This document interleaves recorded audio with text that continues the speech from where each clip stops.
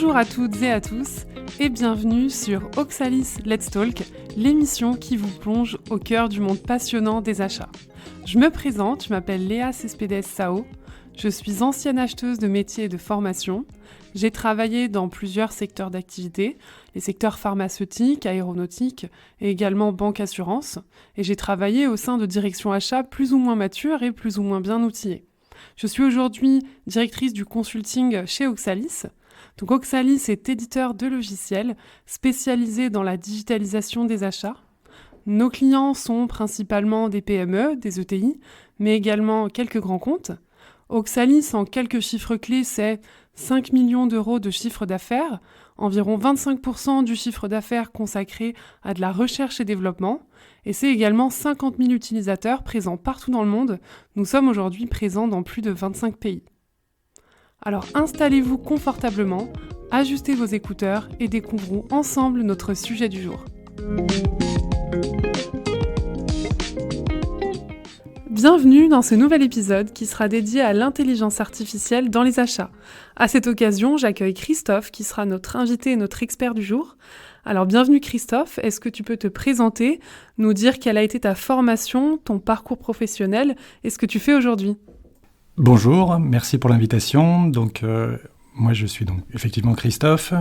Mon parcours, je suis un pur produit de l'université française. J'ai fait une formation universitaire en informatique qui s'est achevée par un doctorat sur des sujets d'IA. Et très vite, j'ai basculé dans l'entrepreneuriat. Et j'ai eu l'opportunité et la chance de créer et de cofonder La Forge il y a 4 ans et demi maintenant de cela. Et La Forge est ce qu'on appelle un start-up studio dont le métier est de créer et développer des produits utilisant des techniques d'IA. Et pour cela, on investit dans des startups et on les aide à se développer. Super, merci Christophe pour cette présentation. Alors notre échange aujourd'hui sera sous la forme d'une interview. Je vais te poser pas mal de questions pour comprendre qu'est-ce que l'IA, mais surtout qu'est-ce que l'IA dans le métier des achats. Donc ma première question, peux-tu nous donner ta définition de l'intelligence artificielle pour éclairer tous nos auditeurs sur le sujet ? Avec plaisir, mais avant de te répondre directement, je vais faire un pas de côté parce que les définitions de l'intelligence artificielle, c'est comme le bio, chacun a sa définition. Mm-hmm. Et si on revient à l'histoire, en fait, l'intelligence artificielle, ça date des années 50. Et ce sont des chercheurs qui ont décidé de se réunir et de se dire, finalement, ce qu'avait dit Alan Turing n'était pas si bête. On pourrait peut-être essayer de simuler des comportements intelligents. Donc, en fait, le projet de l'intelligence artificielle initiale, c'est d'utiliser des techniques et des technologies, comme on dit maintenant, pour simuler de l'intelligence. Alors évidemment, avec une mission pareille, il y a plein de gens qui sont venus contribuer à ces travaux, avec plus ou moins de popularité. Évidemment, dans les années 50, il n'y avait pas d'ordinateur, personne ne voulait faire de l'IA. Maintenant, tout le monde veut en faire. Et la définition que je fais mienne aujourd'hui, qui est finalement de se dire, en fait, l'intelligence artificielle, c'est un ensemble de techniques et de technologies qu'on va assembler pour simuler des comportements intelligents. Pas plus, pas moins. C'est très clair. Merci. Et est-ce que justement l'IA n'est pas perçue comme un risque pour les collaborateurs et pour les entreprises ? Des risques, oui, effectivement. Il y en a beaucoup et même, je ne veux pas faire un tableau trop noir, mais on les sous-estime beaucoup. Le premier risque avec l'IA, c'est en tout cas à mes yeux, qui est une forme de paupérisation, c'est-à-dire un appauvrissement. Quand on parle d'intelligence artificielle, ça veut dire qu'on va utiliser des briques logicielles, souvent développées par d'autres, et on va tous utiliser les mêmes. Sans critiquer les fast-foods, c'est comme aller au McDo, tout le monde a le même burger. Mais il y a aussi d'autres risques derrière dont je profite de cette tribune pour en parler, c'est la perte des savoir-faire. Si demain, une entreprise, quelle qu'elle soit, décide d'utiliser l'intelligence artificielle, une brique faite par d'autres, pour une partie de son activité parfois critique et essentielle, du coup, elle perd ce savoir-faire-là. Alors, faut se poser, c'est un risque, hein, il va pas forcément se produire. Un autre risque, qui est effectivement l'automatisation à outrance, et c'est assez savoureux de voir toutes ces entreprises qui rétropédalent. Amazon avait fait un très beau témoignage là-dessus sur l'automatisation de ces entrepôts, qui en fait s'étaient rendu compte qu'à vouloir automatiser à outrance, en fait ils perdaient en productivité. Donc ça c'est un risque, mais on s'en rend compte assez vite généralement. Et on perd le contrôle, j'imagine, quand on automatise tout. C'est une question d'ailleurs que je vais te poser un peu plus loin, la différence entre intelligence artificielle et automatisation. Mais on y reviendra juste après. Avec grand plaisir. Avec grand plaisir. Un autre risque, c'est la dépendance technologique, et c'est malheureusement un peu plus vrai aujourd'hui, étant donné le climat sur la scène internationale, c'est que beaucoup de ces technologies ne sont plus directement accessibles par les entreprises, et je pense au LLM en disant ça, tous les modèles de fondation. Et donc, pour les utiliser, il faut utiliser les briques faites par d'autres, et donc on se crée un lien de dépendance. La dépendance, c'est pas grave, ça fait partie de la vie, mais quand on parle d'une entreprise, il faut savoir avec qui on crée des liens de dépendance. Et ça, on n'en est pas forcément conscient. Beaucoup d'entreprises utilisent Windows. Beaucoup d'entreprises se sont retrouvées bloquées il y a quelques semaines, mois maintenant, avec le logiciel CrowdStrike, qui était une petite brique logicielle utilisée par Windows. Les entreprises n'étaient pas conscientes que Windows sous-traitait une partie de ce contrôle des machines, et on voit les conséquences qu'il y a eu. On l'a appelé le plus gros bug de l'informatique, de toute l'histoire de l'informatique. Donc en fait, cette dépendance technologique, c'est un vrai risque, on n'en s'en rend pas forcément compte. Un autre risque qui est évident aujourd'hui pour beaucoup de gens, c'est le risque cyber. Alors, je ne dis pas que l'IA crée des risques cyber, mais dès qu'on parle d'intelligence artificielle, ça veut dire plus exploiter les données, plus exploiter les capacités informatiques, et donc on s'expose davantage. Et un autre risque qu'on a beaucoup de mal à mesurer aujourd'hui, c'est finalement le risque écologique avec le bilan carbone. Je suis incapable de vous dire dans ma propre entreprise quel est le bilan carbone réel de nos activités et ce qu'il y a derrière. Donc ça, c'est effectivement des risques auxquels on doit y répondre, et derrière des enjeux sécurité, indépendance industrielle et tout ce qui va derrière. Donc oui, effectivement, beaucoup de... Et c'est légitime, beaucoup de collaborateurs et d'entreprises envisagent ces risques-là. Et je comprends que tous ces risques puissent effrayer justement les entreprises, mais à l'inverse, il y a pas mal d'opportunités, j'imagine, à mettre en place de l'intelligence artificielle au sein de son entreprise pour plein de raisons. Et est-ce que tu peux nous les partager, justement, ces opportunités-là ? Oui, merci de le souligner. Effectivement, il y a des risques, mais il y a des opportunités. Et les opportunités, selon moi, alors c'est mon côté résolument optimiste, peuvent être définitivement supérieures au risque, mais ça dépend de nous, et on y reviendra probablement après. Alors, moi, les opportunités que je vois dans l'intelligence artificielle, j'en vois plusieurs, mais la plus importante à mes yeux, c'est de démultiplier les savoir-faire. Je m'explique. L'intelligence artificielle, depuis qu'on en parle dans les années 50, ça reste un moyen de simuler des comportements intelligents. C'est-à-dire qu'en fait, dans un algo, parce qu'on parle d'algorithme in fine, on va transposer des expertises, des savoir-faire.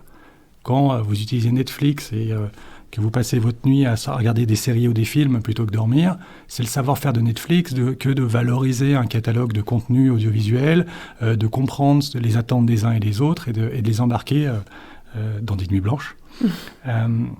C'est de ça dont il est question avec l'intelligence artificielle, selon moi. C'est vraiment de se dire, mais finalement, quels sont nos savoir-faire ? Qu'est-ce qu'on fait qui est si singulier, qui a de la valeur, et que l'on pourrait démultiplier grâce à l'intelligence artificielle ? Dans mon entreprise, on travaille sur des projets en santé, par exemple. Quand on fait des algorithmes d'aide au diagnostic médical, c'est quand même la promesse d'amener cette capacité de soigner des gens, de diagnostiquer des gens au plus grand nombre. Donc ça, c'est une opportunité qui est quand même très forte. Alors évidemment, il y a des risques derrière, mais si on ne saisit pas cela, je pense qu'on rate beaucoup de choses. Une autre opportunité qui a été martelée pendant des années, qui est celle d'automatiser les tâches fastidieuses. Alors, c'est jargonneux de dire ça comme ça, je trouve, parce que qu'est-ce qu'une tâche fastidieuse ? Et on sait bien que dans notre journée, on ne peut pas avoir que des tâches hyper productives et que ça fait du bien des fois de faire des tâches fastidieuses, bien évidemment. Donc ça repose la question de quelles tâches on veut automatiser, mais quand même, il y a un paquet de choses qu'on n'a plus à faire. Moi, je pense que je vais mettre de mon côté tous les salariés, toutes les entreprises. Quand on n'a plus besoin de lire une facture, une note de frais et autres, et que c'est pris en compte automatiquement, on est quand même super content. Donc, c'est quand même une opportunité de se dire, bah voilà, toutes ces tâches-là, on est moins bon, on est moins fiable, autant ne pas le faire. Ça pose la question de quelle tâche on veut faire, mais ça, c'est un choix plus personnel. Une autre opportunité, je pense, de l'intelligence artificielle, et ça, je l'ai vu en travaillant sur des sujets qui sont liés par exemple au nucléaire, c'est le fait de fiabiliser les activités. Parce que quand on va vouloir systématiser, c'est-à-dire numériser, comme on dirait maintenant, des activités, grâce à l'intelligence artificielle, mais pas que, mais le principe même de l'automatisation, c'est de se dire ça va toujours être traité de la même manière.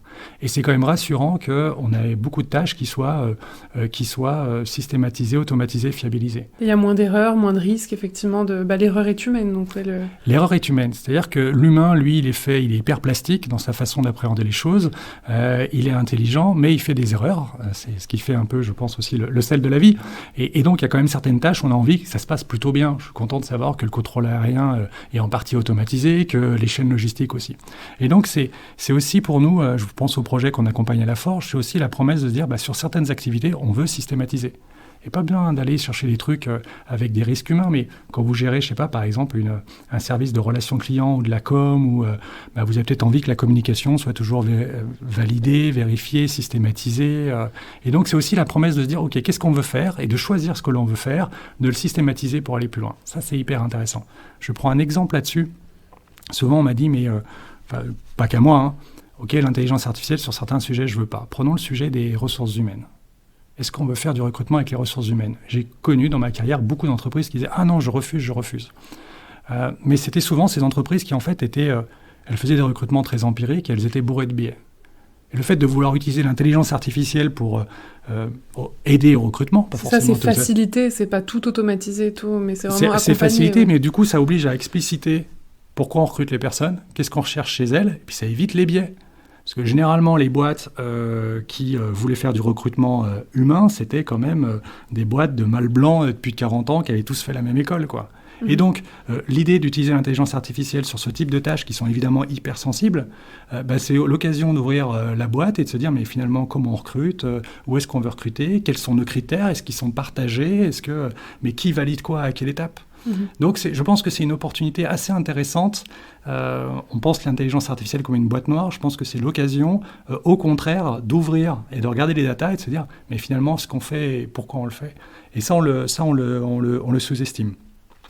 Et l'intelligence artificielle, c'est aussi une des promesses qu'on voit en ce moment grâce à ChatGPT ou qu'on a vu avec les IA génératives. C'est quand même l'opportunité de démocratiser des compétences qu'on n'avait pas avant. Alors évidemment, ça a un impact sur les emplois, je ne veux pas le nier, et c'est extrêmement important, mais moi je suis très content de pouvoir utiliser des mid-journées et autres pour générer des images, pour illustrer mes idées. Avant, j'étais incapable de me débrouiller avec Photoshop. J'en suis pas plus capable. Mais c'est quand même, tout d'un coup, il y a des gens qui n'ont pas eu accès à ces compétences-là comme moi, qui peuvent l'utiliser. Ou pensez à un ChatGPT. Je pense à un ami qui fait du bénévolat dans des milieux difficiles, qui me dit, grâce à ChatGPT, les gars, ils doivent préparer des lettres de motivation, ils doivent préparer des documents pour l'administration. Ils ont des difficultés avec la langue française. Grâce à ça, ils peuvent y accéder. Ça aide effectivement au quotidien, comme on disait, c'est un plus, c'est un accompagnement, ça remplace pas tout. Ça remplace pas tout et c'est un moyen de démocratiser. Alors évidemment, les opportunités sont pas systématiques, il faut les vouloir. Évidemment, les risques sont là. Mais ça me permet d'arriver à un point qui me paraît essentiel, c'est que comme toute utilisation de technique ou de technologie, c'est une question politique. C'est une question politique au sens où c'est à chacun, ou en tout cas aux organisations, de se dire ce qu'elles veulent faire et pas faire. Et le danger, c'est quand on vient nous dire de l'extérieur, voilà ce qu'il faut faire ou ne pas faire.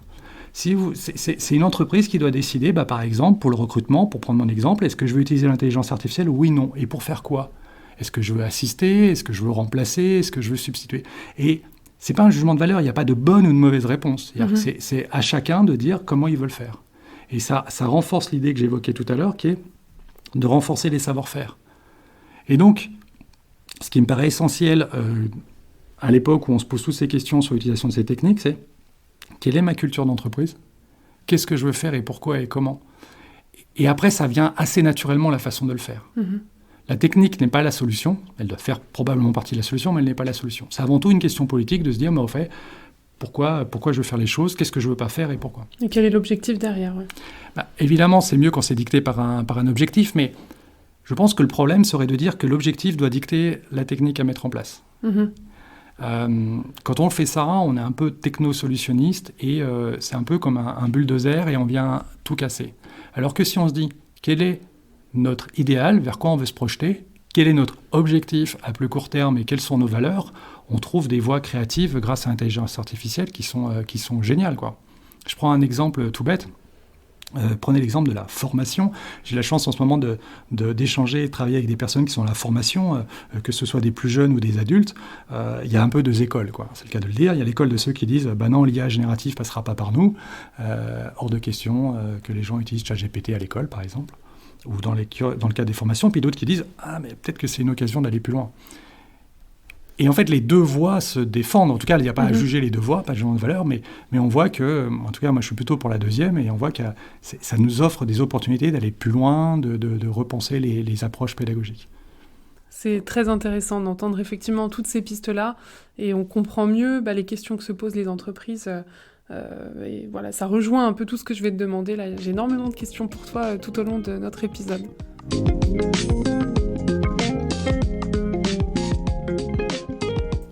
Et si on recentre justement notre échange sur le sujet du jour qui est l'IA en lien avec le métier des achats, donc on va y revenir un peu après, est-ce que tu peux nous dire comment on peut mettre à profit l'IA au service d'un métier en général ? Si tu as des exemples à nous partager. J'aime bien la formulation de la question. Très complexe. Non, parce que tu parles de métier. Oui. Et je pense que c'est essentiel. Tu n'as pas dit une entreprise.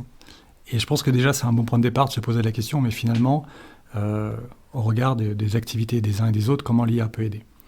Alors là-dessus, on a expérimenté plein de choses. Hein. Quand je dis on, c'est pas que la forge. Et Marocco, maintenant, j'applique un peu toujours la même recette parce qu'elle est éprouvée. L'étape numéro 1 que je conseille, c'est de partir de la vision cible. La difficulté qu'on a avec les nouvelles technologies, et l'IA en particulier, c'est que on est un peu comme des enfants dans un magasin de bonbons. On les veut tous, ils font tous envie. On ne sait pas le goût qu'ils ont, et puis on ne sait pas ce que ça va nous faire. Donc ça, c'est la difficulté. Ce qu'il faut pour éviter justement ce piège, c'est de se dire, mais finalement, on veut être quoi dans 10 ans, dans 5 ans ? C'est quoi notre métier ? Demain, on veut être le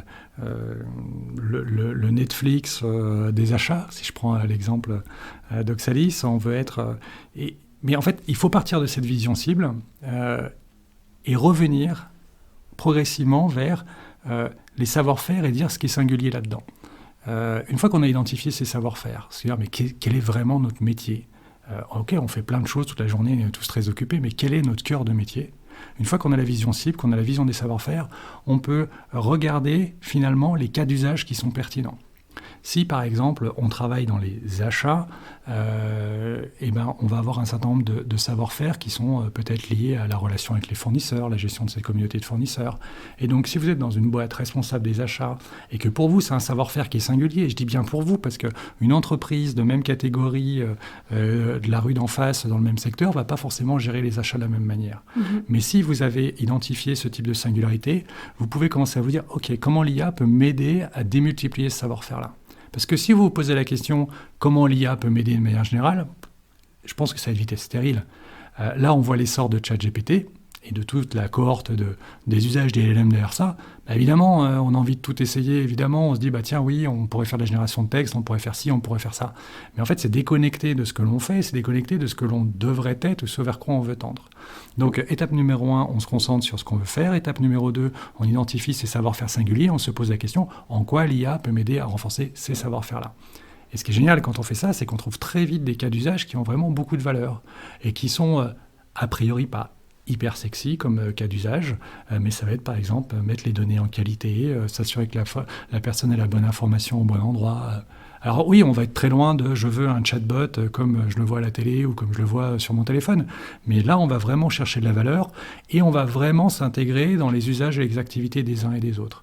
Et donc, c'est pour ça que j'aimais bien en intro la question de comment on peut faire pour les métiers, c'est de s'intéresser à leur savoir-faire. Et la petite reco pour finir, c'est de dire, mais par rapport à tous les cas d'usage, parce qu'il y en a forcément beaucoup, même quand on est parti de la cible et qu'on s'est interrogé sur ses savoir-faire, c'est de prendre finalement le cas d'usage qui générera la valeur le plus vite possible. Un des écueils qu'on a avec l'intelligence artificielle, c'est de penser loin, avec des usages très ambitieux, et de se dire, il faut absolument qu'on fasse ça, il faudra qu'on le fasse un jour, donc on veut commencer par ça. Et on se retrouve dans des effets tunnels avec des projets qui durent pendant des mois, voire des années, qui coûtent une fortune, où on a énormément d'incertitudes quant aux résultats. Alors que si on se dit, quel est le plus petit cas d'usage que je peux lancer aujourd'hui et maintenant, qui aura de la valeur, c'est ce qu'on appelle les quick wins. Les quick wins, c'est pas juste le fait de dire j'ai fait un cas d'usage, ça marche. C'est aussi la promesse d'embarquer un maximum de personnes qui serviront, qui seront utiles dans le lancement des cas d'usage beaucoup plus ambitieux. Les entreprises, ça reste des constructions humaines, et heureusement, et donc il faut s'assurer que tout le monde s'approprie ces technologies-là. Parce que le risque avec l'intelligence artificielle, c'est que ce soit réservé à une forme d'élite dans l'entreprise, certaines personnes qui disent nous on pense l'IA, on utilise l'IA pour l'entreprise, pour les autres, et la messe est dite. Non, au contraire. Si on veut justement aider les métiers, il faut que tout le monde se l'approprie et l'utilise à son niveau, à tous les niveaux, dans le but d'aller chercher vraiment de la valeur d'usage. C'est intéressant parce que ça rejoint l'autre question que j'avais. Là, tu viens de nous parler des savoir-faire à identifier, des cas d'usage également, et des quick wins. Ça rejoint finalement ce sujet qui est de dire comment j'identifie comment je peux identifier un besoin qui peut être répondu facilement par l'IA, comment faire ce travail en fait d'identification pour les entreprises de ces fameux cas d'usage et besoins à adresser en toute, pas facilité parce que rien n'est simple, mais les plus efficaces, ceux qui auront le plus d'efficacité. J'adore cette question parce qu'elle est simple de loin et loin d'être simple. Comment identifier un besoin ? L'humain est ainsi fait que quand il expose ses besoins, souvent il expose des solutions à ce qu'il imagine être des problèmes. On est tous pareils. Ce qu'on a développé comme méthode à la Forge, alors c'est pas rocket science comme on dit, c'est très empirique, mais c'est de se dire finalement, il ne faut pas préjuger les idées, il faut planter un drapeau et se dire « Ok, venez nous parler de vos difficultés ». Et quand les gens te parlent de leurs difficultés, tu vas trouver dedans plein d'opportunités. Je préfère le terme « opportunité à besoin » parce que ça permet d'avoir, sous cette notion un peu abstraite, de pouvoir mettre plein de choses, du genre un point de douleur, ce qu'on appelle un point de douleur, j'arrive pas à faire ci ou j'arrive pas à faire ça, c'est vraiment problématique, ou des opportunités de type usage, idée, tiens, on pourrait faire différemment, on pourrait tester ci, ou aussi d'autres opportunités, comme par exemple, on a de la donnée qui est disponible, qu'est-ce qu'on pourrait en faire, ou j'ai une expérimentation, qu'est-ce qu'on peut en faire, mais aussi d'autres choses extrêmement intéressantes dans ce cadre-là, qui sont, tiens, la réglementation a changé, tiens, il y a un mouvement sur le marché, et en fait, toutes ces opportunités, elles sont ni bonnes ni mauvaises. Quelqu'un qui vient vous dire, tiens, je prends un exemple absurde, j'ai une super idée, on va inventer la machine à courber les bananes. Pas de jugement de valeur, en fait. Qui peut dire que c'est une bonne ou une mauvaise idée ? Moi, quand je vois plein de produits qui cartonnent aujourd'hui, je ne vais pas prendre d'exemple en particulier parce que je vais me prendre les pieds dans le tapis, mais il y a plein d'applications, on se dit, mais c'est fou que ça marche, en fait. C'est fou que ça marche. C'est compliqué, a priori, de se dire que c'est une bonne ou une mauvaise idée. Donc, si je reprends mon exemple absurde de machine à courber les bananes, en fait, l'idée est de se dire, OK, c'est une opportunité. Maintenant, on ne va pas la juger en tant qu'idée, on va la juger dans un contexte. Et donc, on prend toutes ces opportunités et on va regarder finalement celles qui nous permettent d'aller le plus vite possible vers la vision cible qu'on a évoquée juste avant. Et après, on va juste dire, on va mettre une priorité sur les cas d'usage qui nous permettent d'aller le plus vite possible vers cette vision cible. Et naturellement, il y a des idées qui sont farfelues, qui vont partir toutes seules, et d'autres auxquelles on n'avait pas pensé qui viennent intéressants. Et il y a un autre phénomène que je trouve hyper intéressant dans ces cas-là, c'est que finalement, un bon cas d'usage, c'est quoi ? Un bon cas d'usage, c'est la croisée de plusieurs opportunités. C'est une opportunité de faisabilité technique. On a une technologie, une technique qui permet de mettre en place ce cas d'usage. C'est aussi une opportunité souvent de données. On a les data pour le faire. C'est une opportunité business aussi. C'est une opportunité d'usage pour les utilisateurs. Et en fait, l'idée de cartographier toutes les opportunités telles qu'elles sont, sans les juger a priori, c'est se donner l'opportunité, une fois de plus, de les assembler en bons projets. Et c'est comme ça qu'on a des super projets, qu'on arrive à aligner ces fameuses planètes où l'usage, la technique, le marché sont alignés. Alors j'aime bien justement ce terme opportunité que tu reprends régulièrement. Ça rejoint un exemple que j'avais au niveau des achats et du marketing achat. On en a parlé dans l'épisode précédent dédié au marketing achat. L'acheteur doit faire pas mal d'analyses pour connaître, surveiller son marché, ses fournisseurs. C'est un travail, comme on le disait tout à l'heure, ça fait partie un peu des missions chronophages fastidieuses qui prennent beaucoup de temps à l'acheteur, en plus de toutes ces autres missions. Et l'IA peut aider l'acheteur dans l'analyse des données du marché. Elle peut traiter, interpréter énormément de données, détecter des tendances émergentes, et finalement les entreprises vont pouvoir utiliser ces informations pour adapter, in fine, leur stratégie achat, pour rester compétitive. Si je prends un exemple concret, une entreprise issue de l'industrie alimentaire a utilisé l'IA pour analyser les tendances de consommation, et grâce à ces informations, elle a pu ajuster son inventaire et ses commandes pour éviter le surplus de stock et répondre au mieux à la demande. Est-ce que cet exemple, ça te parle? Est-ce que pour toi, c'est bien de l'IA et pas de l'automatisation? Est-ce que tu peux en profiter pour nous partager un peu la différence entre les deux? C'est ce que je te disais tout à l'heure, on est nombreux, je pense, à confondre automatisation, intelligence artificielle. Peut-être que l'automatisation fait partie de l'intelligence artificielle. Voilà, si tu peux réagir là-dessus et nous en dire un peu plus. Avec plaisir. Intelligence artificielle et automatisation ne sont pas du même ordre. L'intelligence artificielle, ce que je disais au début, c'est un ensemble de techniques et de technologies. Et depuis les années 50, alors qu'il n'y avait pas d'ordinateur, ça me rend toujours admiratif de voir ce qu'ils avaient fait à l'époque. Pour l'anecdote, les fameux réseaux de neurones dont on parle tant, dans les papiers des années 50, ils parlaient déjà des réseaux de neurones artificiels, alors qu'ils n'avaient pas d'ordinateur. Ça donne un petit peu une idée de la capacité de ces gens-là. Et ça me rend très admiratif. Mais pour revenir à la question, c'est que l'IA, il faut le voir comme une caisse à outils, des briques de Lego qu'on va assembler. Alors évidemment, on peut les assembler pour faire de l'automatisation parce que ça paraît évident sur plein d'usages. Parce qu'en fait, l'intelligence artificielle, toutes ces techniques d'IA, il faut les voir comme un moyen, comme de nouvelles capacités qu'on peut avoir dans le système d'information. Les tâches qui n'ont pas été automatisées ces dernières années, elles ne l'étaient pas parce qu'il manquait ces capacités techniques. L'IA offrant ces nouvelles capacités, comme par exemple lire des documents, analyser des documents, reconnaître la voix, offre de nouvelles pistes d'automatisation. Donc évidemment, quand on regarde du point de vue de l'entreprise, qu'on voit une entreprise comme un ensemble d'activités et de process, au sens, comme on le dit de manière assez jargonneuse, les process, évidemment, on a envie d'utiliser l'IA pour automatiser. Donc, j'ai envie de dire, c'est un peu la face visible de l'iceberg, l'automatisation. Donc ça apporte beaucoup. Mais l'intelligence artificielle, ça permet de faire plein d'autres choses. Quand on parle d'intelligence artificielle, finalement, par rapport à un usage, il y a un peu trois logiques qu'on peut avoir. Il y a une logique d'automatisation, c'est-à-dire de substitution. Aujourd'hui, on a des activités qui sont faites par des humains. Je veux le remplacer, le faire par des machines. C'est par exemple ce que veulent faire les voitures automatiques pour remplacer les chauffeurs de taxi et les chauffeurs de voiture. C'est une logique qu'on appelle substitutive. Et donc là, évidemment, l'automatisation doit être utilisée au maximum, avec les difficultés qu'on voit, que tout ne peut pas être automatisé et que souvent, ce qui se passe, c'est qu'on va automatiser des tâches et là, on va appauvrir finalement l'usage pour que ça fonctionne. Pas de jugement de valeur là aussi, on peut accepter d'automatiser. Il y a une autre logique qui est de dire, en fait, on va augmenter. Plutôt qu'automatiser, je vais augmenter les individus pour qu'ils aient des capacités supplémentaires. Je vais les aider en pré-rédigeant des documents, en faisant une première analyse. Et comme ça, je vais avoir quelque part des humains augmentés. Et entre les deux, il y a une logique qu'on appelle un peu logique de pilotage, où finalement, on va automatiser l'activité et les tâches qui ne peuvent pas être automatisées, on va le faire par des humains.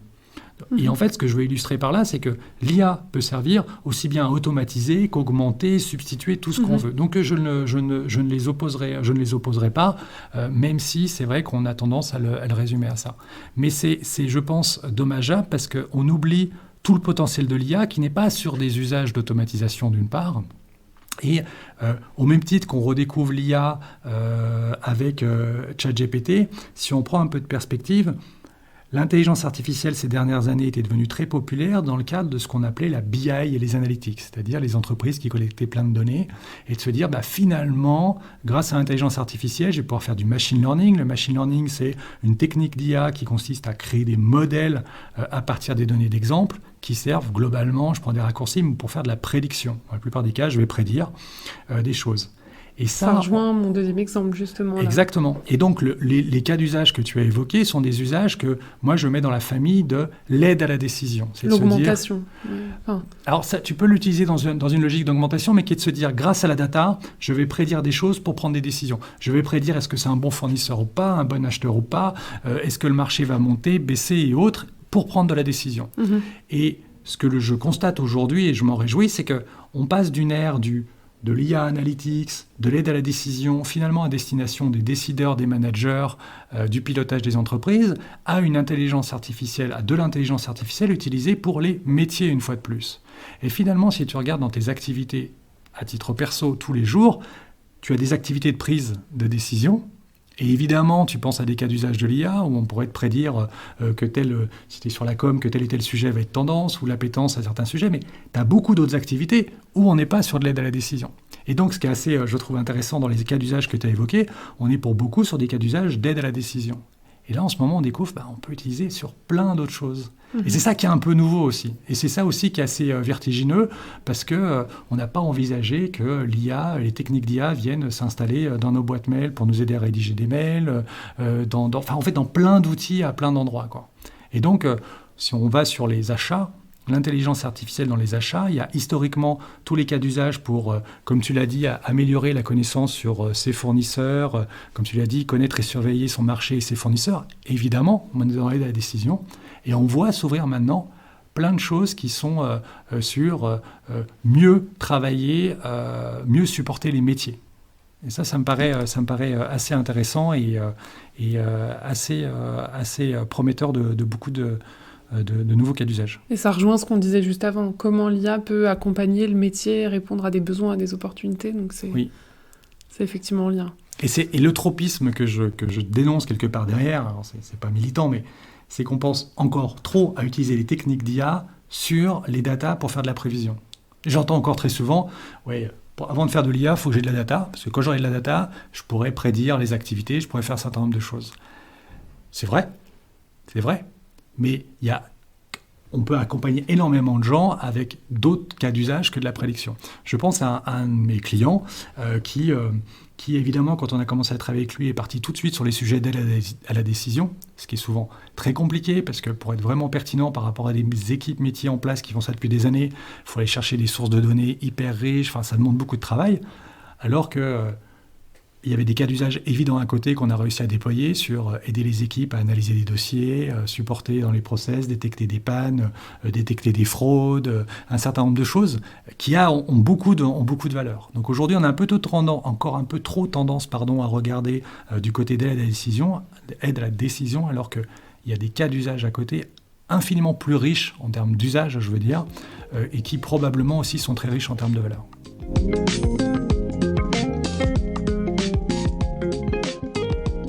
Donc là, tu viens de citer des exemples de clients que tu as pu accompagner. Est-ce que tu peux nous partager des missions que tu as pu réaliser en lien avec l'IA et les achats ? Avec plaisir avec plaisir sur des sujets liés aux achats.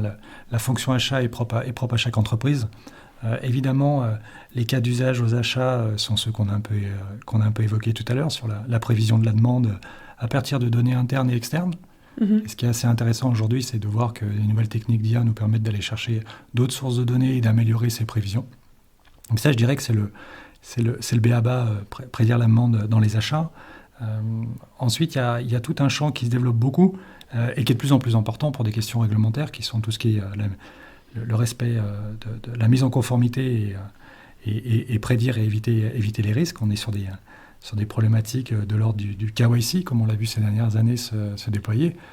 Quand on parle d'achat, il faut connaître ses fournisseurs et les entreprises ont des obligations là-dessus, qu'elles soient légales ou même des enjeux de survie. Et donc, on voit pas mal de cas d'usage qui doivent nous permettre, en tout cas, qui doivent aider les acheteurs à mieux comprendre leurs fournisseurs et leur écosystème. Tu as évidemment l'évaluation et la sélection des fournisseurs. Et là, c'est aussi hyper intéressant de se dire, mais finalement, comment on évalue un fournisseur ? Ça renvoie vers la question des savoir-faire et la spécificité de chaque entreprise. Il n'y a pas deux entreprises qui évaluent de la même manière un fournisseur. Un bon fournisseur, je ne vais pas refaire la blague du bon et du mauvais chasseur, mais un bon fournisseur ne va pas être le même en fonction d'un domaine et d'un autre, en fonction d'une activité et d'une autre et d'un contexte. Donc c'est essentiel de travailler vraiment sur les spécificités. C'est pour ça que je suis plus en train d'évoquer finalement des familles de cas d'usage que des cas d'usage concrets que je pourrais citer. Et en fonction du cas d'usage concret, on ne va pas avoir les mêmes techniques. Tu as aussi tout ce qui va être les techniques d'IA pour analyser toutes tes dépenses, finalement, quand tu es aux achats, c'est un peu la base, ouais, effectivement. Tu as un peu la base et tu as le livre et tu as toutes les datas de l'entreprise, en tout cas une représentation de l'entreprise qui est quand même assez complète, qui permettent, grâce à l'analyse des dépenses, aider la fonction achat, mais pas que, en fait. Et ce qu'on peut voir, c'est que les techniques d'intelligence artificielle, quand elles sont déployées, elles viennent renforcer pas mal d'autres activités en entreprise. Donc, les achats sont souvent liés à d'autres activités. Et tu as, si on revient sur le sujet du KYC, tout ce qui est détection de fraude, de risque fournisseur, et là, tu as besoin d'aller chercher énormément d'informations qui sont des informations internes et externes, et qui sont aussi quelque part des formes d'heuristiques. Domaine par domaine, tu ne vas pas détecter un mauvais fournisseur de la même manière. Moi, j'ai eu l'occasion de travailler dans une grande banque française sur des problématiques de KYC, où on utilisait les techniques d'IA pour trouver, mais finalement, quand est-ce qu'on parlait de telle ou telle entreprise dans la presse, qu'est-ce qu'on disait d'elle, quels étaient finalement les bénéficiaires finaux d'une entreprise quand on a des montages financiers assez complexes. Et là, l'IA est quand même un bel atout pour aider les entreprises à mieux comprendre leur environnement. Et justement, c'est intéressant que tu parles de ce KYC et du domaine de la banque. J'ai moi-même travaillé avant en banque assurance, et c'est vrai que le service achat, la direction achat, était en étroite collaboration avec le service compliance pour travailler sur toutes ces problématiques de connaître ses fournisseurs, ce que tu disais tout à l'heure, qui sont les bénéficiaires, qui sont les dirigeants de l'entreprise, les actionnaires, s'assurer vraiment qu'il n'y avait aucun risque de fraude.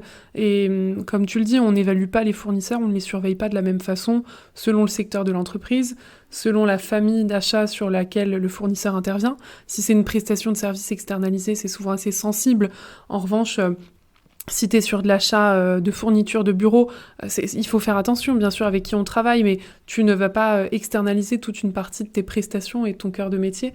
Donc voilà, c'est pas la même approche, c'est pas la même évaluation et pas la même surveillance. Mais j'imagine que l'IA, moi j'aurais été contente d'avoir ces outils pour m'aider, c'était pas forcément le cas, mais j'imagine que l'IA doit être un vrai atout sur ces sujets-là pour les achats.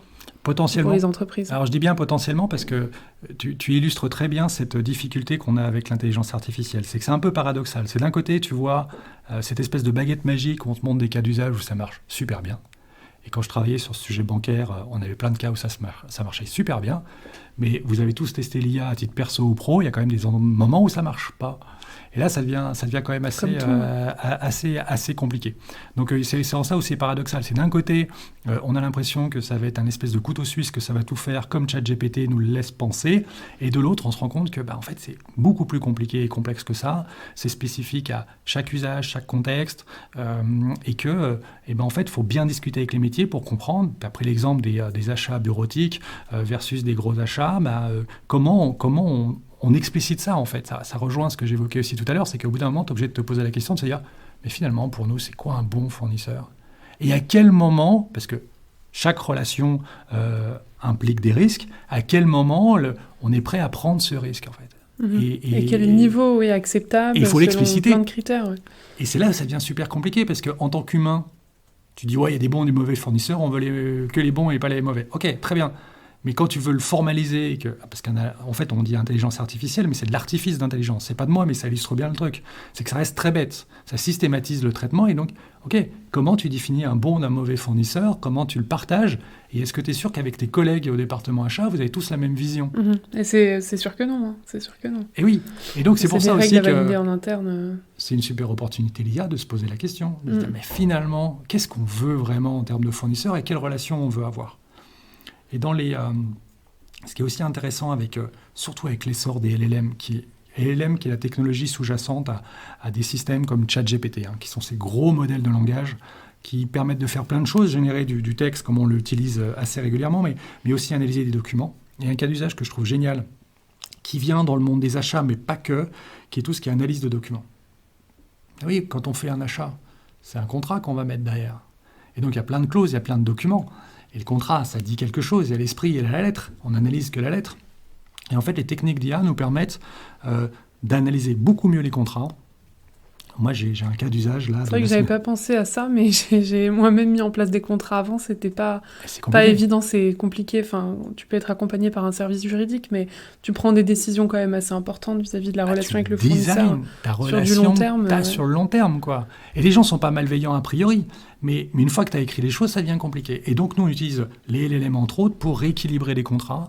Le cas d'usage que j'avais la semaine dernière, c'était de prendre un contrat, donc c'était il y a 15 jours, de prendre un contrat et de demander au LLM de rééquilibrer toutes les clauses. Un humain, ce serait super long, et en fait, la difficulté de l'humain, c'est qu'il n'aura pas cette constance de prendre chacune des clauses et avoir c'est qu'un usage des LLM. Mais on voit toute l'opportunité dans le monde des achats, et on ne parle que du monde des achats, d'avoir cette assistance-là pour analyser les contrats. Alors évidemment, si tu es capable d'analyser les contrats, ça va venir enrichir ta connaissance du fournisseur, qui va venir enrichir toute ta fonction achat, en fait. Et donc, ces cas d'usage-là viennent aider aussi bien sur des problématiques d'aide à la décision que très opérationnelles. Et sur les opérations, maintenant qu'on a parlé des risques et des conformités, tu as évidemment tout ce qui est automatisation des processus d'achat, qui sont, je pense qu'il y a autant de processus d'achat que d'entreprises qui font des achats.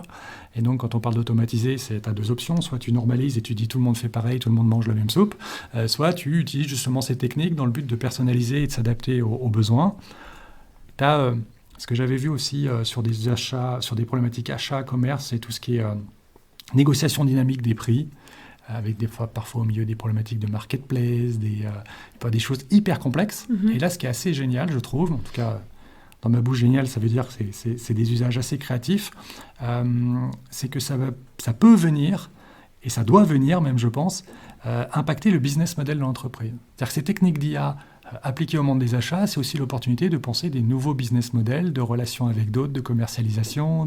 Et ce qu'on a vu sur Internet ces dernières années avec les marketplaces pour proposer de la pub, qui a fait le succès de Google et des boîtes comme Criteo, en fait, maintenant, avec les techniques d'IA et en fait, avec les techniques de traitement de gros volumes de données, c'est aussi l'opportunité pour les entreprises d'avoir d'autres relations avec le marché et d'autres business models. On ne le soupçonne pas, mais moi, j'ai pas mal, dans mes expériences, j'ai quelques cheveux blancs, dans le monde des entreprises. J'aime bien impliquer les achats, les administratifs dans ces séances d'idéation parce qu'ils sont hyper moteur d'innovation en termes de business model pour repenser le business model.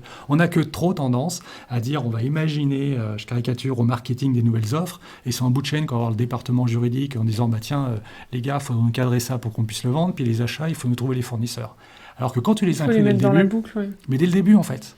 Parce qu'en fait, tout est design, et quand ils viennent avec leurs contraintes et les opportunités, on peut avoir des innovations incroyables. Et si tu regardes les pas mal de succès qu'on a vus ces dernières années, surtout sur les grandes plateformes, sont pour beaucoup des innovations de business model. Prends l'exemple de Uber et d'autres. Le chauffeur n'a pas changé fondamentalement son métier chez Uber, mais c'est le business model qui est autour. Et donc, quand tu inclus les achats et quand tu inclus toutes ces capacités à assimiler plus de data et à venir supporter les différents process, tu peux te permettre de faire un pas de côté et penser les choses différemment. Donc ça devient assez sympa. Et après, tu as évidemment, tu as tout ce qui est des choses qui vont être très liées à la fonction achat, mais je dirais le plus petit commun dénominateur de toutes les boîtes, c'est tout ce qui va être la gestion de la documentation liée aux achats, les factures, les bons de commande, consolidation. Tout ça, oui, ça peut être dématérialisé, automatisé. Ça devrait l'être. Et ça l'est aujourd'hui. Mais c'est simple de loin, mais loin d'être simple. Ouais. On a tous voulu se dire, c'est simple, on fait toujours la même chose, et quand on veut l'automatiser, on s'aperçoit que les documents ne sont pas propres, il n'y en a jamais un qui est dans le même sens, il n'y a jamais les mêmes informations. C'est le cas des factures fournisseurs, on dépend beaucoup de la data, de la qualité du document. Ah oui, en théorie, des fournisseurs, ils sont tous en France avec les mêmes documents, sauf qu'on a des fournisseurs partout dans le monde, avec des devises différentes, avec des documents différents, et que la réalité, elle est un peu plus complexe. Donc évidemment, l'IA peut aider là-dessus, et je pense que si je continue un peu à balayer tous les cas d'usage autour de l'IA dans les achats, moi j'ai envie de demander à Oxalis, c'est quoi votre vision des achats idéal? Parce que probablement dans votre vision, il y a un idéal de relation avec vos utilisateurs, avec leurs propres fournisseurs, acheteurs et autres, et ce qui m'intéresse, ce n'est pas les familles de cas d'usage que j'ai évoquées, c'est ceux qui seront demain en fait. Parce que ces techniques d'IA, c'est un moyen d'augmenter les capacités pour faire des choses nouvelles. Et donc, c'est l'occasion d'aller beaucoup plus loin. Donc, je suis à peu près sûr qu'on refait le même podcast dans 5 ans, dans 10 ans. On aura des familles de cas d'usage qui seront très différentes parce que la fonction achat aurait fondamentalement évolué, quoi. On part aujourd'hui j'ai un registre de fournisseurs j'anime une communauté de fournisseurs, je dois les connaître, je dois leur proposer des nouveaux services, je dois les sécuriser, je dois les embarquer dans des projets, des alliances industrielles. Maintenant, on parle ça dans la fonction achat. Surtout dans les achats directs, ouais. Et demain, les besoins seront différents, c'est ce que tu dis. On est en constante réflexion, évolution sur ces sujets. Nous, on suit les besoins des clients, des directions achats pour les accompagner au mieux. Et c'est des questions qu'on se pose constamment, justement. Et donc, faut pas... ce que je partage là, c'est un début de grille de lecture. Il ne faut surtout pas se limiter à cette grille de lecture parce qu'il y a plein d'autres cas d'usage qui vont être des évidences dans quelques temps et qu'il faut embrasser aujourd'hui avec ces nouvelles technologies. Et justement, selon toi, qui doit faire de l'IA au sein du processus achat ? Est-ce que c'est plutôt les utilisateurs finaux, les acheteurs, les fournisseurs ? Comment tu vois les choses sur cette partie ? C'est étonnant cette question, qui doit faire de l'IA ? Je vais prendre la négative, c'est qui ne doit pas faire de l'IA ? J'ai envie de dire personne, parce que, comme je disais tout à l'heure, je pense que c'est problématique quand on se dit que c'est réservé à une certaine partie de la population. Et à la question qui doit faire de l'IA, le devoir m'embête dans ce cas-là, parce que ça laisse entendre qu'il y a une injonction de dire qu'il y a une catégorie de la population qui doit en faire et d'autres pas. Je pense que, en tout cas, moi, ma grille de lecture, ce qui me permet, ma boussole par rapport à ça, c'est dès l'instant où il y a un savoir-faire singulier, il faut regarder si l'IA peut être pertinente dans ce cas-là, en fait. Et c'est le point de départ. Pour qu'un cas d'usage IA soit bon, en tout cas pertinent, il doit y avoir un savoir-faire singulier à démultiplier. L'IA doit apporter une faisabilité technique. Si on ne peut pas le faire avec de l'IA, il ne faut surtout pas le faire. Si ça marche bien sans IA, il ne faut surtout pas le faire. Et le troisième critère, c'est il faut que ce soit viable économiquement. Si ce n'est pas viable, et ça pose toute la question de la frugalité, ça ne sert à rien de prendre une usine à gaz pour faire quelque chose dont on n'a pas besoin. Et c'est un peu le problème qu'on a avec les LLM aujourd'hui, c'est que tout le monde veut des LLM pour des cas d'usage qui, globalement, n'ont pas beaucoup de valeur d'usage. Donc, qui doit faire de l'IA ? Je dirais, c'est d'abord ceux qui ont un savoir-faire singulier. Et qui doit faire de l'IA dans la fonction achat ? J'ai envie de dire, c'est des acteurs comme Oxalis. Pourquoi je dis ça ? C'est qu'une entreprise a probablement un département achat, il doit s'appuyer sur des fournisseurs comme Oxalis, dont le cœur de métier est de penser et de supporter les activités dans les achats. Donc en fait, pour moi, c'est les éditeurs. En fait, c'est des éditeurs qui doivent... Moi, dans mon activité, alors que ma société La Forge, on est spécialiste dans l'intelligence artificielle, j'ai des fournisseurs de technologie et je compte sur eux pour être au maximum de l'état de l'art dans leur domaine pour m'accompagner. Et pour que moi, je me concentre sur mon cœur de métier. Dit autrement... C'est pas forcément aux entreprises de chercher à faire de l'IA, mais plutôt d'aller chercher l'expertise vis-à-vis des fournisseurs. Moi, La Forge, je ne vais pas faire de l'IA dans la fonction achat pour La Forge, qui est ma société. Je vais plutôt utiliser l'IA dans mon cœur de métier et utiliser des super logiciels pour la fonction achat, en fait. Oui, ça a du sens. Et justement, tu viens de dire, juste avant, moi, je t'ai demandé qui doit faire de l'IA, donc tu as bien répondu, et puis tu as dit... Qui ne doit pas faire de l'IA ? Moi, mon autre question, c'est plutôt quand est-ce qu'il ne faut pas faire de l'IA ? Tu as un petit peu répondu juste avant, mais tu peux préciser. Mais prenons le temps de creuser un peu ce sujet. Ça me paraît essentiel de ne pas faire de l'IA quand on dit qu'il faut faire de l'IA. Cette injonction de dire qu'il faut faire de l'IA, on l'a que trop vue, et on se retrouve à dépenser beaucoup d'énergie, à créer de la frustration sur des choses non pertinentes. Donc, déjà, c'est un premier critère. Le deuxième critère, pour moi, c'est utiliser de l'IA si ça ne renforce pas les savoir-faire, si ça n'accompagne pas, on arrête, ça n'a pas de sens. Évidemment, si ça n'a aucune valeur d'usage, surtout on ne le fait pas. Et j'insiste sur la valeur économique. Déployer des techniques d'IA, ça n'a pas de valeur économique derrière. Ça veut dire que l'application, le produit qu'on va faire ne sera pas viable. Et donc, on va créer de la frustration parce qu'on aura peut-être un effet démo hyper sympa au début, mais quand vous allez expliquer aux utilisateurs que telle fonctionnalité ou tel usage, ou à vos collaborateurs, pas forcément aux utilisateurs finaux, que vous allez arrêter de le faire, vous allez voir la frustration, ça va être catastrophique, quoi. Donc il faut être, je pense, hyper humble, se concentrer là où on peut avoir de la valeur d'usage, et là où on est sûr qu'on va être en capacité de le faire. Alors on n'est jamais sûr a priori, donc c'est pour ça qu'il faut être modeste et essai-erreur. Y aller pas à pas, oui. Oui, c'est essentiel. Alors c'est intéressant parce qu'on a évoqué énormément de sujets aujourd'hui autour de l'IA, des achats. Je vais te demander maintenant quelles sont selon toi les bonnes pratiques en matière d'IA et on conclura sur cette dernière question.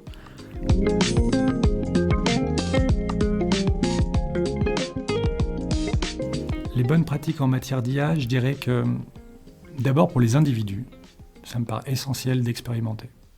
Il faut que les gens testent et pas tester que ChatGPT. Je pense hyper dommageable ceux qui s'interdisent de tester en disant c'est pas pour moi, j'ai pas l'âge, j'ai pas les compétences. Comme on l'a dit, je crois, depuis tout à l'heure, c'est une question d'usage, ça impacte les métiers des uns et des autres, et tout le monde est légitime pour s'exprimer et porter certaines ambitions vis-à-vis de son métier. Donc pour les individus, c'est tester, expérimenter pour se forger des convictions, parce que, on l'a dit, c'est un sujet politique, d'y aller ou pas y aller. Après, pour les entreprises, nous, à la Forge, on a une méthode qui s'est construite au fil des années, et finalement, je résume les bonnes pratiques en matière d'IA sur 3 bonnes pratiques pour faire des produits d'IA. Notre mission à la Forge, nous, c'est de faire des bons produits d'IA. Alors évidemment, ça pose la question de ce qu'est un produit d'IA, on l'a évoqué. C'est un produit qui embarque des techniques d'IA, qui est viable économiquement. Mais nous, on veut faire des bons produits d'IA. Et pour nous, des bons produits d'IA, ce sont des produits qui rendent leurs utilisateurs meilleurs dans ce qu'ils font, leur métier donc, et probablement dans ce qu'ils sont. Ça, c'est notre côté engagé. Et donc, pour ça, on a un peu 3 principes, 3 règles d'or. La première, je l'ai dit et je l'ai rabâché aujourd'hui, pardon de répéter, c'est se concentrer sur les savoir-faire. S'il n'y a pas de savoir-faire singulier, que ce soit en médecine, que ce soit dans le juridique, que ce soit dans les transports, dans le bâtiment, peu importe, s'il n'y a pas de savoir-faire, c'est un problème. Par contre, s'il y a un savoir-faire singulier, il y a des choses à faire. Deuxième critère, c'est, on parle de techniques d'IA qu'on va embarquer dans des algorithmes qu'on va mettre dans des applications web, applications sur son smartphone ou n'importe où. Faut pas oublier que concevoir ces applications, ça va dicter les usages qu'on va en faire. Et donc, une règle d'or pour nous, c'est de se dire, quand on conçoit une application, il faut la penser avec la volonté d'assister son utilisateur. Assister et pas infantiliser. Il n'y a rien de pire, et je ne l'ai que trop vu dans ma carrière, où vous faites, imaginons on se transpose dans les achats, vous faites un super algorithme pour prédire la fiabilité d'un fournisseur, et vous avez le logiciel qui vous dit non, il ne faut pas faire de business avec lui. Puis ça ne vous dit pas pourquoi. Sans explication. Sans aucune explication. Et ça ne va pas renforcer tes savoir-faire en tant qu'acheteuse face à ça. Au contraire. Oui. Au contraire, donc ça vient t'infantiliser. Alors qu'il suffit de se dire, ok, je vais concevoir dans le but d'assister les utilisateurs, les assister, c'est-à-dire leur fournir les informations pour toujours éveiller leur esprit critique, leur donner les clés de compréhension pour qu'ils puissent corriger le système parce que le système va se planter. Le système va se planter, aucun système n'est infaillible, les humains ne le sont pas, les systèmes ne le sont pas, ils le sont un peu plus, mais pas à 100%. Et donc, il faut vraiment concevoir avec la volonté d'assister l'utilisateur pour surtout pas les asservir. Il y a plein d'applications où ce n'est pas critique. Je prends souvent cet exemple. On utilise Google Maps, Waze et autres pour naviguer. Ça ne fait pas nous des meilleurs navigateurs. Ce n'est pas un savoir-faire critique. Pour moi, ça me va bien. Mais il y a quand même un certain nombre de savoir-faire qui, si justement ils sont singuliers et de valeur, il faut concevoir des applications dans le but d'assister. Et pensez-y, tous ceux qui nous écoutent, que les applications qui sont autour de vous, qui vous proposent des résultats, avec ou sans IA, qui ne vous donnent pas les clés pour comprendre, c'est un peu infantilisant, voire débilisant. Donc deuxième critère, c'est penser, concevoir dans le but d'assister. Et troisième critère, qui est pour moi le cercle vertueux de l'IA.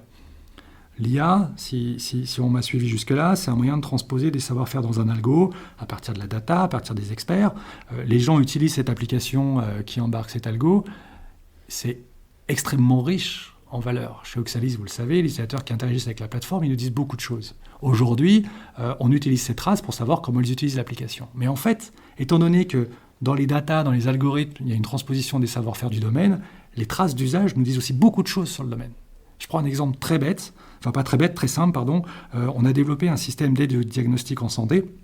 Et on s'est rendu compte dans les traces d'usage que la base de connaissances qui a permis de faire cet algorithme, c'est-à-dire les travaux scientifiques, en fait, il y avait, non pas des erreurs, mais on pouvait les optimiser et mieux modéliser certaines pathologies et donc, du coup, proposer des réponses thérapeutiques plus adaptées. Et pour moi, c'est là où ça vient, on a le cercle vertueux de l'IA, c'est-à-dire je transpose des savoir-faire, des expertises dans des algos, et quand les gens utilisent ces algos, ils me font un feedback sur ce domaine. Et donc là, on a un cercle vertueux parce que ça renforce les savoir-faire des individus, ça leur permet de progresser, de mieux comprendre ce qui se passe, de challenger ce que donnent les résultats, de s'interroger sur pourquoi on a ces résultats, et comme ça, petit à petit, on arrive à améliorer un système, et on tire, pour moi, dans ce cas-là, le meilleur parti de l'intelligence artificielle. Merci beaucoup Christophe pour toutes ces explications, pour ce partage d'expériences, de connaissances. Je pense que grâce à toi, on est nombreux à en avoir appris un peu plus sur l'IA et l'IA dans les achats. Donc c'était vraiment un plaisir pour moi de te recevoir aujourd'hui. Plaisir partagé, merci pour l'invitation. Merci Christophe. Nous arrivons maintenant à la fin de ce podcast. J'espère que vous avez apprécié ce moment autant que moi. Surtout, n'oubliez pas de vous abonner pour ne rien manquer de nos futures discussions. Et je vous donne rendez-vous le mois prochain pour un nouvel épisode. Et bien sûr, long live the procurement!